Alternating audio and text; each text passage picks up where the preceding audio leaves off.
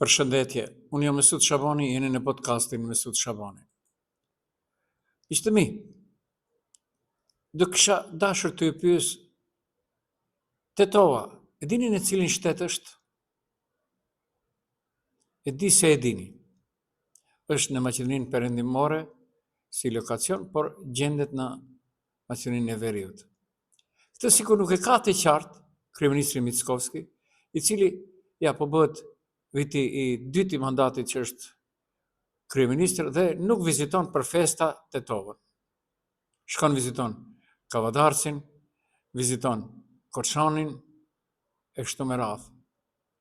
Njësoj edhe vlen. Ndërsa kur është për të marrë nga vjelja e tatimeve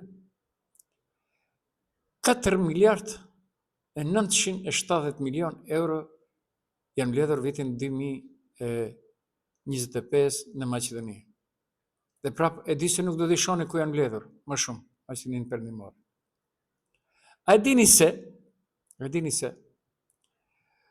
ndërmarrja për rrugë republikane, rrugët e Maqedonisë, ka dalë me një deklaratë për vitin e ri dhe thot 67 milion euro janë mbledhur nga pikpagesat rrugore. Dhe prap do pyes, e dini ku mblidhen më së shumti? Nëse mendoni se mblidhen në rrugën Milladinov si Shtyp, isha unë e verës. Përveç me edhe filloj të m'kape tuta. Gjanë gjinë njërë. Sepse efekti i rrugëve ka dhe efektin ekonomik, pra. Do të ketë mbulesë ekonomike. Për atë edhe u bë histori rruga Kërçov-Ohor. Pra, Ira, Vëllmëro, Ira, BDI, Ira, LSDM, Tetov në kolla. Rreth e rrotull, vetëm të mos kalojnë për Maqedoninë Perëndimore. Dhe u bë histori mbi 10 vjet po ndërtohet ai rrugë. Ende nuk duket përfundimi. Pra, është therr në këmbë Tetova dhe Maqedonia Perëndimore për qeverinë dhe pushtetarët shqiptar nga Shkupi, vlenin. Por ajo e cila më befasoi është se Hristian Mickovski doli me një deklaratë dhe tha: arsimi i kemi dhënë prioritet numër 1, shteti, do mundohet që të paktën një universitet ta shtin ndër 1000 në listën e Shangajt. Dhe kemi ndathët para më tepër se sa që duhet si vjet. Dhe thot 8 ose 10 herë më shumë duhet që profesorët të kenë punime shkencore në për gazeta ndërkombëtare. Dhe dinin cilë listë është, nuk flas për Universitetin e Tetovës, është jashtë liste, pa konkurrencë, nuk ka kërkuar në listë. Dhe ende rinë njerëzit numër 1 aty rinë në senator, kryetar senatesh, kështu me radhë, cilët e shkatëruan. Sepse duhet shkatëruar deri në fund, ende nuk është shkatëruar deri në fund. Pra, Mickovski flet ëndra. Sepse realiteti është krejt diskutuar. Arsimi në Maqedoni është më i dobët në region. Se shumë shka nuk është në rregull, por është e kalbër në Maqedoni, do kështon edhe Shakespeare, është edhe ajo që po ndodh në shumë veprimtari. Ishte natë e vitit ri. Çfarë nuk pam, çfarë nuk dëgjuam. Më vjen shumë keq për një fëmijë 2 vjeçar, i cili humbi jetën nga fishek zjarrit. Dhe pse policia thot i kemi marrë të gjitha masat me tonë e kështu me radhë. Me tonë vetëm gjetën kur gjë nuk gjetën. Bërlloke. Mirë po, ajo që më beson është, e di se nuk do besoni, po do ta dëgjoni. Gara për lindje në natën e vitit ri.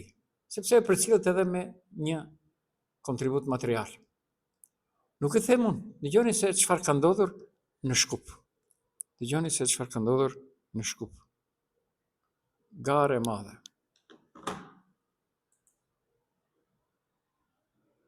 Shkupi në 2 spitale u bë me 3 fëmijë të parë të lindur në vitin 2026. Një vajzë erdhi në jetë saktësisht në mesnatë me prerje cesariane.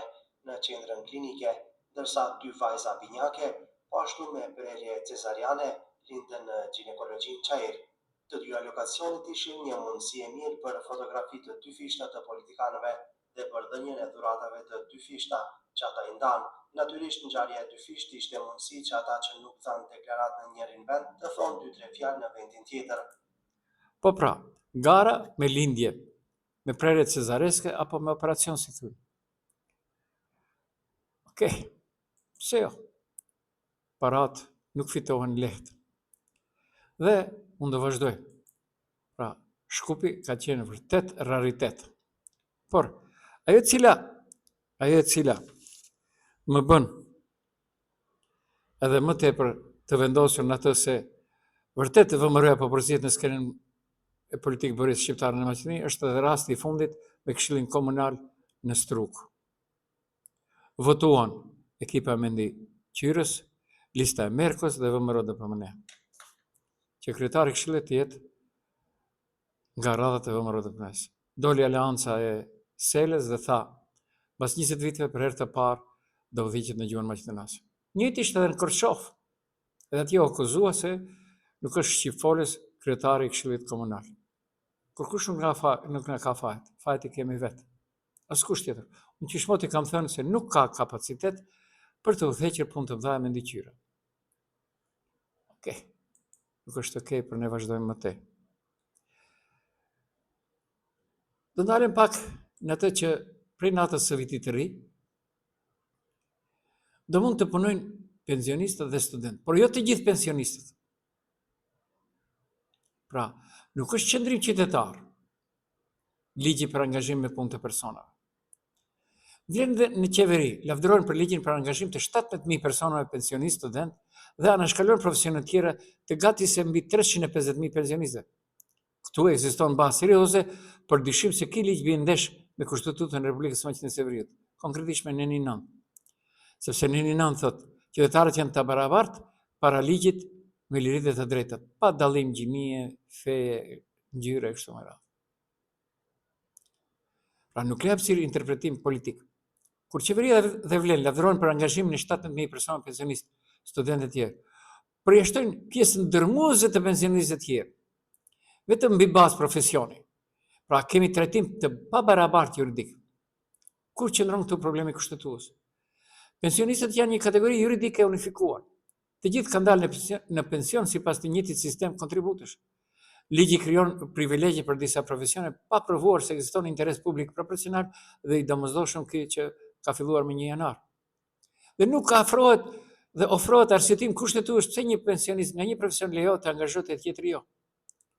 Kjo nuk është diferencim i lejuar, por diskriminim selektiv që bie ndesh me parimin e barazisë në 9, parimin e sigurisë juridike dhe parimin e shtetit social.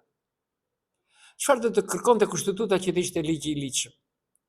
Ose të përfshijë të gjithë pensionistët me kushte të barabarta, ose të dëshmojë qartë me analizë dhe kritere objektive se disa profesione trajtohen ndryshe, gjë që aktualisht mungon.